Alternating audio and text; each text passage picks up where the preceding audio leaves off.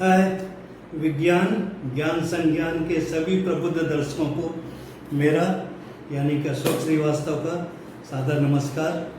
रविवार की सुबह आ गई और हम फिर एक नए लेसन के साथ हाजिर हैं।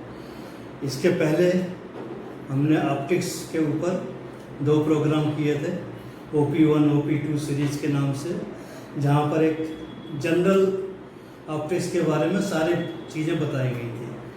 आज एक स्पेसिफिक टॉपिक लेकर के ऑप्टिक्स का हम आपके सामने हाजिर हैं। ऑप्टिक्स का जनरल हम मतलब क्या समझते हैं? अंधेरा है या उजाला है, लाइट है या नहीं है, बट इससे ऊपर बहुत कुछ है।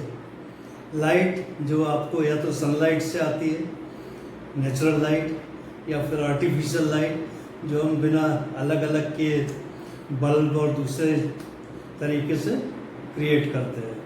तो अब हम बात करेंगे लाइट के ऊपर और इसका इस्तेमाल के ऊपर। एक तो हमने ऐसे बताया देखने के लिए अंधेरा उजाला उसके लिए होता, बट इतना नहीं है। इसके साथ में इसके और भी यूज़ है।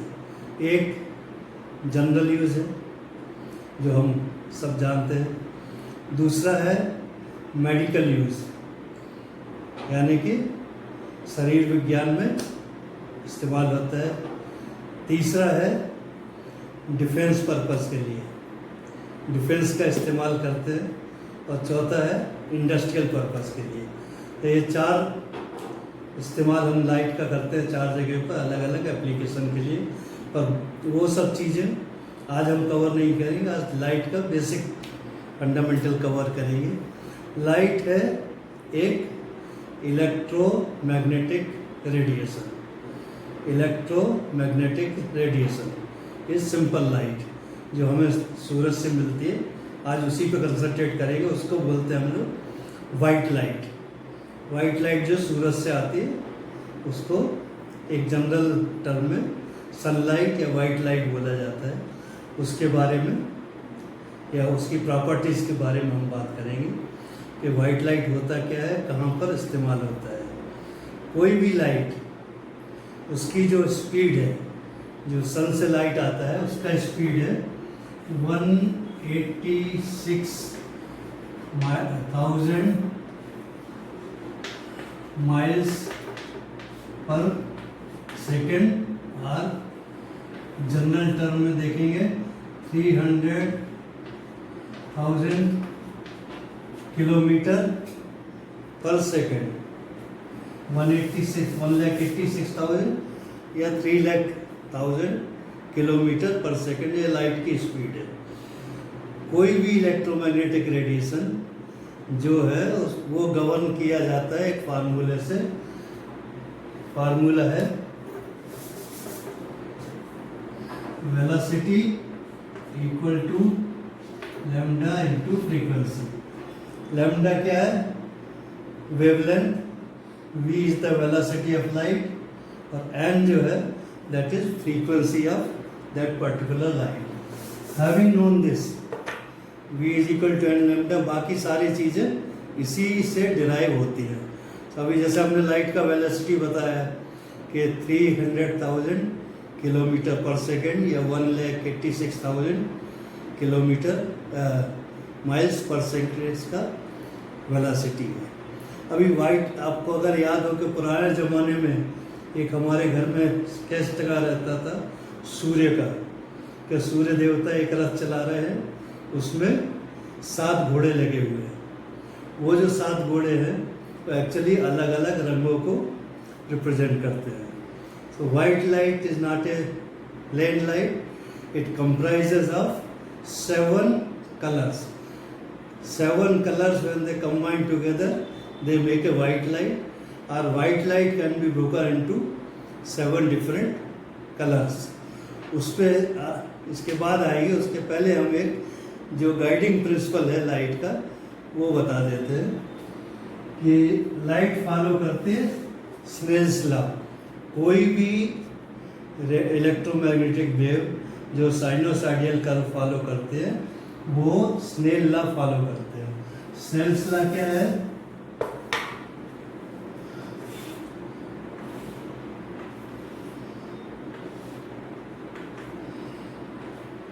ये है angle of incidence and angle of reflection.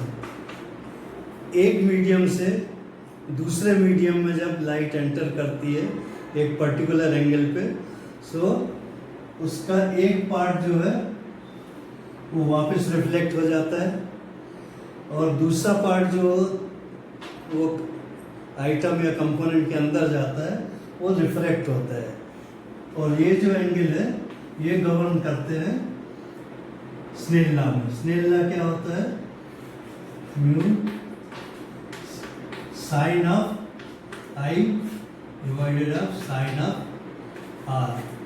So sine of angle of incidence, sine of angle of reflection, उनका जो रेशियो है दैट इज कॉल्ड म्यू। और म्यू को बोलते हैं ऑप्टिक्स में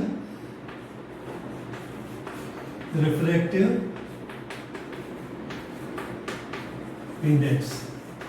So refractive index is very important for all purposes in case of optics।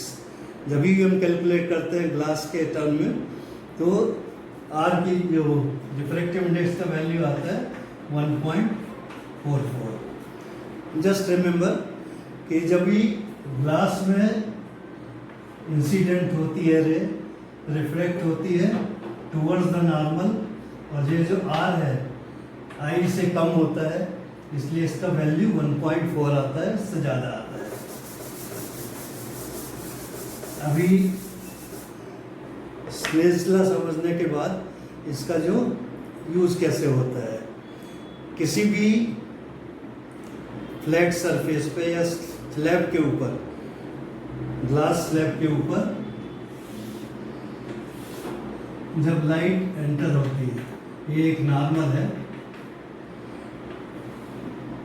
यहाँ से लाइट एंटर हुआ तो इसको बोलते हैं इंसिडेंट लाइट। ये थोड़े कम एंगल पर आगे जाता है, सेकंड सरफेस पर जाने के बाद ये फिर से निकल आते, इसको बोलते हैं इमर्जिंग लाइट और इमर्जेंट लाइट। ये जो दोनों एंगल हैं ये और ये सेम है, बिकॉज दोनों सरफेस पैरेलल है, ये एंगल भी सेम है। बट अगर इसको हम ज्वाइन करते हैं तो यहाँ से यहाँ इसकी लोकेशन शिफ्ट हो गई। इंसिडेंट लाइट और इमर्जेंट लाइट का लोकेशन शिफ्ट हो गया, वो एक ही लाइन में नहीं है, अलग है। इसको बोलते हैं lateral displacement. Lateral displacement means same जगह पर ना जाकर के दूसरी जगह से ये लाइट निकल जाती है। अब ये तो हो गया आपका एक, जब हम प्लेन स्लैब में लाइट को यूज़ करते हैं। But in case of prism, prism में क्या होता है, दो सरफेस जो है वो एंगल पर होते हैं। एक लाइट यहाँ से आई इमर्जिंग हुई, ये नॉर्मल है, अगर सीधी जाती तो वो यहाँ चली जाती, बट बिकॉज ऑफ रिफ्लेक्शन ये दूसरे एंगल पर आती है, इससे कम होकर के यहाँ जा कर के ये फिर से ओरिजिनल एंगल पर आ जाती है। ये जो एंगुलर डेविएशन है दोनों का, इंसिडेंट और रिफ्लेक्शन का, इसको बोलते हैं एंगुलर डेविएशन। प्रिज्म में लाइट एंगल में डेविएट हो जाती है। तो मेन प्रिंसिपल क्या होगा, mu is the refractive index, जो हमारे काम आता है लेंस बनाने में, चश्मे बनाने में, अलग अलग तरह से। 1.4 के आसपास इसका वैल्यू है, ग्लास वर्सेस एयर। अभी लाइट की जो प्रॉपर्टी है, मेन प्रॉपर्टी, वैक्यूम के अंदर लाइट, वैक्यूम और एयर में लाइट के जितने भी कंपोनेंट हैं वो सेम वेलोसिटी होती है। बट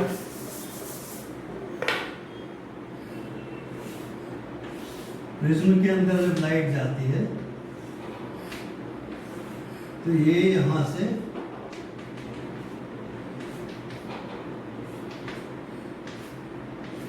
7 कलर्स में स्प्लिट हो जाती है। अलग अलग 7 कलर की लाइट उसमें से निकलती है। मीन्स आपने जो वाइट लाइट भेजा उसके सातों कंपोनेंट अलग अलग तरह से बाहर निकलते हैं, और वो बाहर निकलते हैं in terms of their wavelength. जो भी उनकी वेवलेंथ है उसके हिसाब से वो कलर्स बाहर निकलते हैं। कैसे निकलते हैं, किस ऑर्डर में आते हैं? सबसे ऊपर होता है रेड, फिर होता है ऑरेंज, फिर होता है ग्रीन, फिर होता है ब्लू, उसके बाद आता है इंडिगो कलर, फिर आता है वायलेट कलर।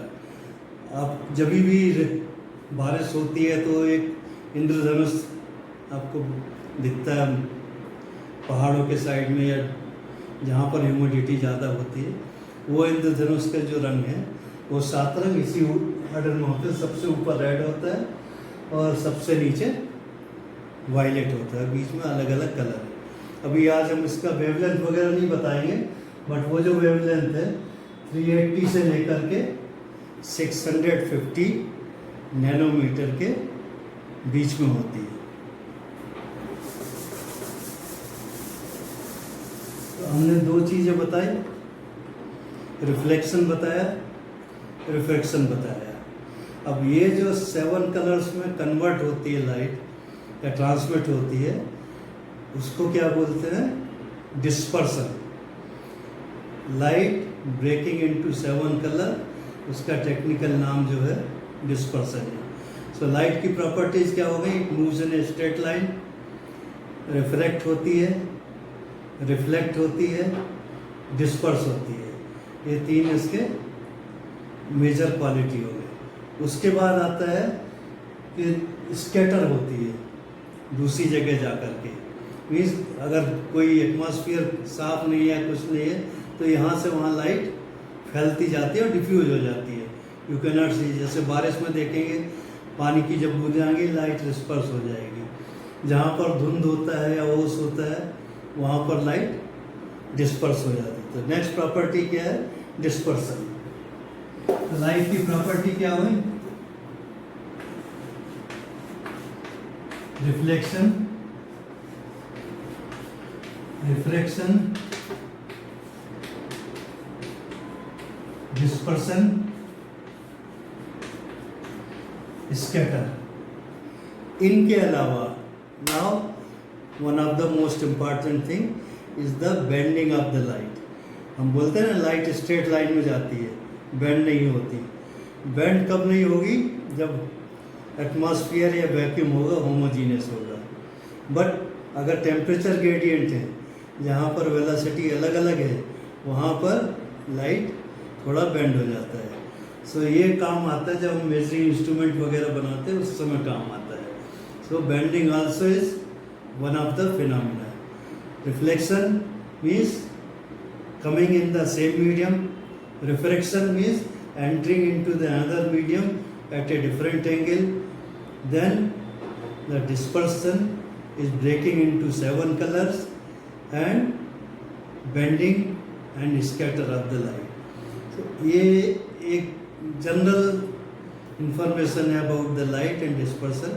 ये स्कूल में पढ़ाया जाता है और बेसिक कॉन्सेप्ट के बारे में थोड़ा सा बताया, but not so much into detail.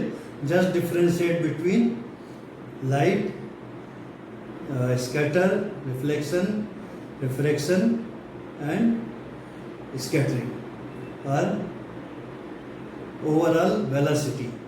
So main चीज़ क्या है? लाइट का वेलोसिटी एयर एंड वैक्यूम में सेम है। सारे के सारे कलर उनकी जो वेलोसिटी है एयर में और वैक्यूम में सेम है, लेकिन जब ये दूसरे मेटल में किसी और मीडियम में जाते हैं तो सारे कलर की वेलोसिटी अलग अलग हो जाती है। वो अलग होने के कारण हमारे को स्पेक्ट्रम मिलता है कलर्स का, अलग होने के कारण हमको रेनबो मिलता है, और it splits into various parts based on their velocity and the wavelength. सबसे ऊपर रेड, सबसे लास्ट में वायलेट। आशा है आपको ये प्रोग्राम पसंद आया होगा। अगर अच्छा लगता है तो प्लीज़ गिव ए लाइक, साथ में सब्सक्राइब ज़रूर कीजिए, हमारा हौसला बढ़ेगा। बहुत बहुत धन्यवाद आप सबका। Thank you so much. Thank you.